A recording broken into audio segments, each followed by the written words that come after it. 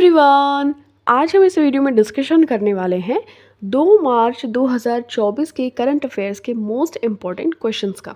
तो स्टार्ट करते हैं। हमारा जो पहला प्रश्न है, विश्व नागरिक सुरक्षा दिवस कब मनाया जाता है? तो when is world civil defence day celebrated every year? तो इसका करेक्ट आंसर हो जाएगा ऑप्शन नंबर बी, यानी कि 1 मार्च को। ओके, तो देखिए 1 मार्च को विश्व नागरिक सुरक्षा दिवस हर साल मनाया जाता है और इस बार की थीम की बात करें तो honour heroes and promote safety skills है। 28 फरवरी को क्या मनाते हैं? तो राष्ट्रीय विज्ञान दिवस के रूप में सेलिब्रेट करते हैं और इंडिजीनियस टेक्नोलॉजी फॉर विकसित भारत, यानी कि थीम 2024 की बात करें 28 फरवरी की तो ये थी। तवी महोत्सव किस राज्य या फिर केंद्र शासित प्रदेश में मनाया जाता है? इसका करेक्ट आंसर हो जाएगा जम्मू एंड कश्मीर में मनाया जाता है, जो कि एक यूटी है, यूनियन टेरिटरी, यानी कि केंद्र शासित प्रदेश है। तो वहाँ पे तवी महोत्सव को मनाते हैं और ये महोत्सव 1 से 4 मार्च तक आयोजित किया जाता है। जम्मू क्षेत्र की कला, संस्कृति और विरासत को यहाँ पे प्रदर्शित किया जाता है। अब प्रमुख त्यौहार और महोत्सव का रिवीजन कर लेते हैं। ट्यूलिप फेस्टिवल ये जम्मू कश्मीर का है। शिकारा महोत्सव ये भी जम्मू कश्मीर का। केसर महोत्सव जम्मू कश्मीर का। गुरेज महोत्सव जम्मू कश्मीर का। खीर भवानी मेला ये भी जम्मू एंड कश्मीर में। सरहुल महोत्सव झारखंड। गुड़ी पर्व खंडोबा महोत्सव महाराष्ट्र। वांचुआ महोत्सव या फिर बिहू पर्व असम में। हॉर्नबिल महोत्सव मोस्ट इम्पॉर्टेंट नागालैंड। हेमिस और लोसार महोत्सव ये लद्दाख में।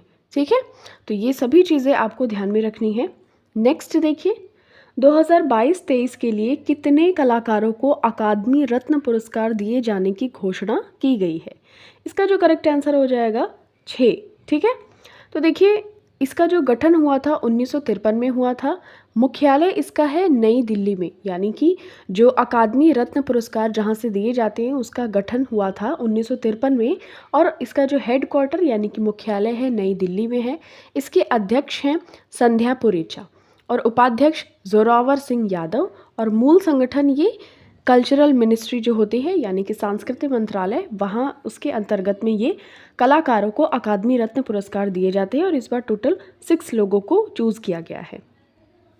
अकादमी रत्न पुरस्कार विजेता से संबंधित यहाँ पे आप देख सकते हैं, संगीत नाटक अकादमी ने 2022-23 के लिए 6 कलाकारों को अकादमी रत्न पुरस्कार देने की घोषणा की है, यानी कि संगीत के क्षेत्र में ये दिया जाता है।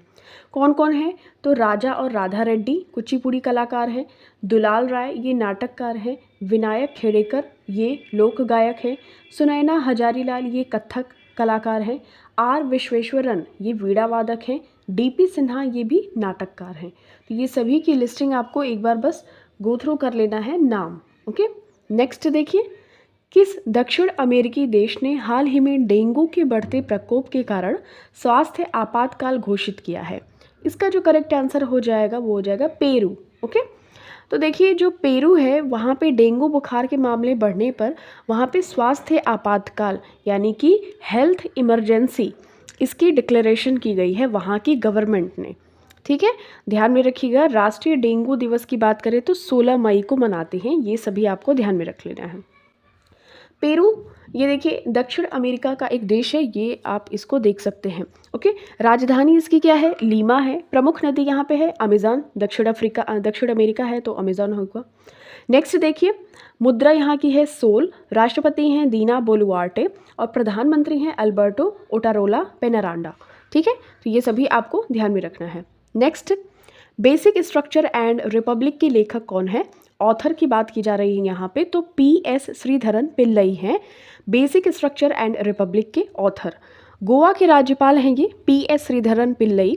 इनकी पुस्तक है बेसिक स्ट्रक्चर एंड रिपब्लिक, इन्होंने इसका विमोचन किया है।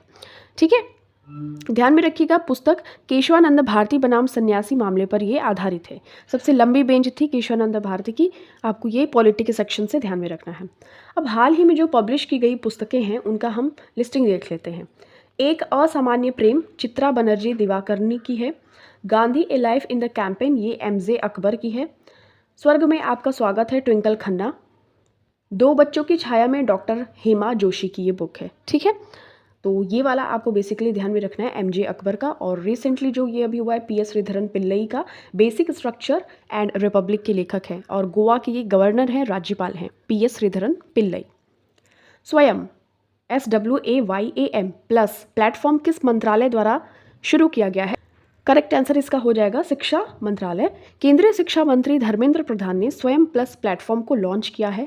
L&T, माइक्रोसॉफ्ट और सिस्को आदि प्लेटफॉर्म के माध्यम से रोजगार केंद्रित पाठ्यक्रम इसमें दिए जाएंगे, ठीक है, जो कोर्स होते हैं सिलेबस। IIT मद्रास स्वयं प्लस प्लेटफॉर्म के लिए एक नोडल एजेंसी होगी, ये आपको ध्यान में रखना है, ठीक है। तो स्वयं प्लस प्लेटफॉर्म ये शिक्षा मंत्रालय के द्वारा शुरू किया गया है, केंद्रीय शिक्षा मंत्री धर्मेंद्र प्रधान के द्वारा। अब ऐप एंड पोर्टल का रिवीजन कर लेते हैं। ईवी मित्र ऐप ये बेस्कॉम कंपनी बेंगलुरु की इनिशिएटिव है। भूमि राशि पोर्टल ये पोर्टल सड़क परिवहन और राजमार्ग मंत्रालय के अधीन आता है। पैट मित्रो ऐप तो ये कपड़ा मंत्रालय।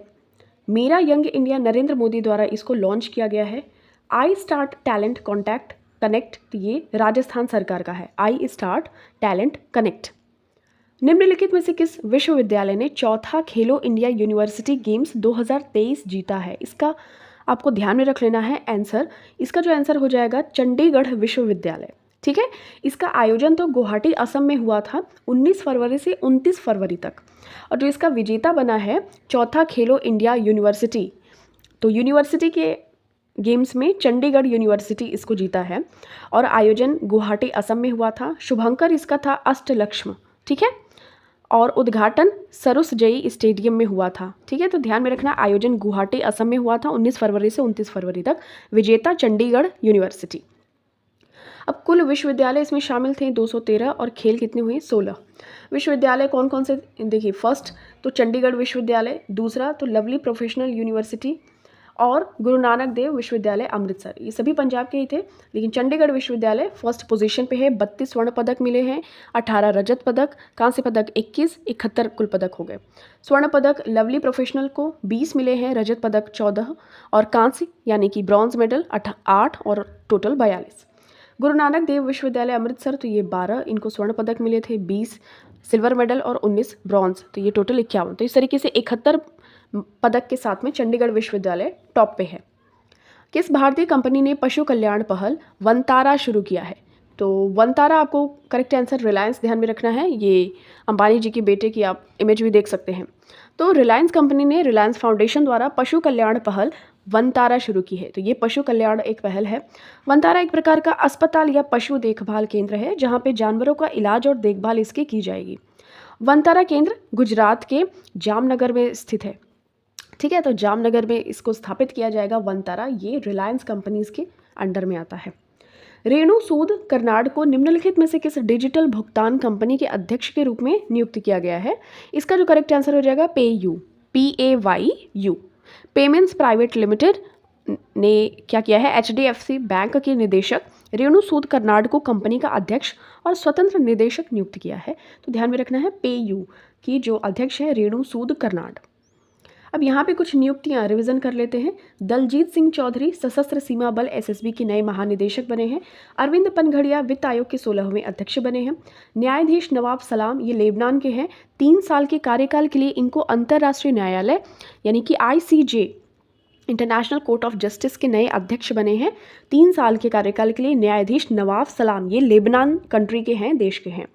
संजय कुमार जैन IRCTC के नए अध्यक्ष और MD बने हैं। अनिल कुमार लाहौटी TRAI यानी कि telecom regulatory authority of India के नए अध्यक्ष बने हैं। जो फ़ोन वगैरह हम लोग करते हैं ना, उसी से रिलेटेड है ये TRAI, ठीक है। यही मैनेजमेंट करती हैं सिम कार्ड का, कंपनीज़ का, जैसे एयरटेल, वोडाफोन की सभी का। जय शाह तो ये एशियाई क्रिकेट काउंसिल के 3री बार अध्यक्ष बने हैं, ये हिस्टोरिक है एक तरीके से इतिहास में। केंद्रीय मंत्रिमंडल ने अंतर्राष्ट्रीय बिग कैट अलायंस के लिए कितने करोड़ रुपए की मंजूरी दी है? इसका करेक्ट आंसर हो जाएगा 150 करोड़, ठीक है। तो देखिए ये बिग कैट अलायंस यानी कि IBCA की स्थापना के लिए अपनी मंजूरी दी है केंद्रीय मंत्रिमंडल ने। इसमें 96 बिग कैट रेंज और दुनिया के अन्य संगठन शामिल हैं। इसका मुख्यालय भारत में ही होगा, ठीक है। तो सरकार ने इसके लिए 150 करोड़ रुपए की सहायता की मंजूरी दे दी है। और सुरक्षित की जाने वाली प्रजातियां हैं चीता, ये जो बिग कैट यानी कि कौन कौन सी प्रजातियाँ बिग कैट में आएंगी, तो इनको सुरक्षित करने वाली प्रजातियों के अंदर रखा गया है और इन्हीं पे 150 करोड़ रुपए इस तरीके से खर्च किया जाएगा इनको सुरक्षित रखने के उद्देश्य से। चीता, शेर, तेंदुआ, हिम तेंदुआ, प्यूमा और जैगुआर। अभी हिम तेंदुआ का सर्वे हुआ था तो लद्दाख उसमें सबसे ज़्यादा वहाँ पे हिम तेंदुआ पाए गए हैं। अभी रिसेंट की ये न्यूज़ है, ध्यान में रखना है। बिग कैट से ये रिलेटेड क्वेश्चन आ सकता है। चीता, शेर, तेंदुआ, हिम तेंदुआ, प्यूमा और जैगुआर, तो ये ध्यान में रखना है। 150 करोड़ रुपए बिग कैट अलायंस के लिए खर्च किए गए हैं। तो इंटरनेशनल बिग कैट्स अलायंस, ये यही सब जानवर हैं, आपको ध्यान में रख लेना है, ठीक है। नेक्स्ट देखिए, महत्वपूर्ण तथ्य की बात करें तो हिम तेंदुए की रिपोर्ट 2024 के अनुसार भारत में हिम तेंदुओं की संख्या 718 है। लद्दाख में हिम तेंदुओं की संख्या सबसे अधिक है, 477। 718 में से 477 है। और 2022 की रिपोर्ट के अनुसार भारत में बाघों की संख्या बढ़कर 3682 हो गई है। बाघों की सबसे ज़्यादा संख्या मध्य प्रदेश में है, 785। मध्य प्रदेश के श्योपुर जिले में स्थित कूनो राष्ट्रीय पार्क है भारत में चीतों का एकमात्र निवास स्थान। आपको ये चीज़ ध्यान में रखनी है, ठीक है। नेक्स्ट देखिए, now this question is for you. आपको इसका सही उत्तर कमेंट सेक्शन में देना है। विश्व की पहली वैदिक घड़ी का उद्घाटन कहाँ होगा?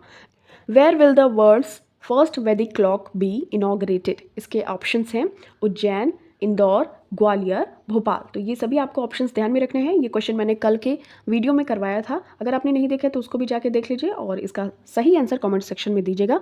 Thank you so much for watching this. मिलते हैं आपसे नेक्स्ट वीडियो में। टिल देन टेक केयर, अपना खूब सारा ख्याल रखिए और वीडियो को अच्छे से देखते रहिए।